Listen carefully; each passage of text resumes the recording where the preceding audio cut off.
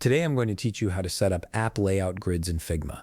This is an incredibly useful feature that helps you design mobile apps with precision and consistency, ensuring all your elements align perfectly across your interface. First, you'll need to open your Figma application. Once it's running, go ahead and open the file or project where you want to set up these layout grids. This could be an existing project you're working on or a brand new file you've just created specifically for your mobile app design. Now that you're inside your project, look down at the bottom of the screen and you'll see the frame icon in the toolbar. Click on this icon to start creating a new frame. Once you do that, the right side panel will display various frame options for you to choose from. For this tutorial, let's focus on mobile design, so click on Phone. You'll see several iPhone options appear, and for this example, let's select iPhone 17. This creates a phone-sized frame on your canvas that matches the exact dimensions of that device. With your frame now in place, it's time to add the layout grid that will guide your design work.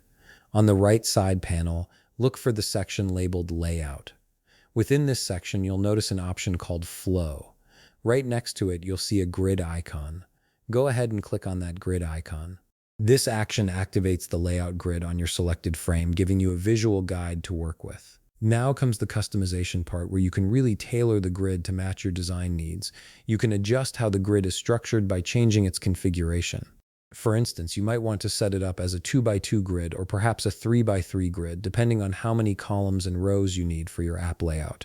This flexibility allows you to organize your content in a way that makes sense for your specific design. Beyond just the basic grid structure, you also have control over the spacing between elements. You can adjust the gap between columns and the gap between rows independently. This is particularly helpful when you want to create breathing room between different sections of your app interface, making it more visually appealing and easier to use.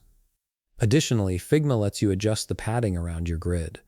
You can modify both the horizontal and vertical padding to ensure your content doesn't sit too close to the edges of the screen. This creates a more polished, professional look and prevents important elements from getting cut off or feeling cramped against the screen boundaries. And that's it. You've successfully set up app layout grids in Figma that will help you design mobile interfaces with precision and consistency. If you found this video helpful, please leave a like, subscribe, and see you in the next video.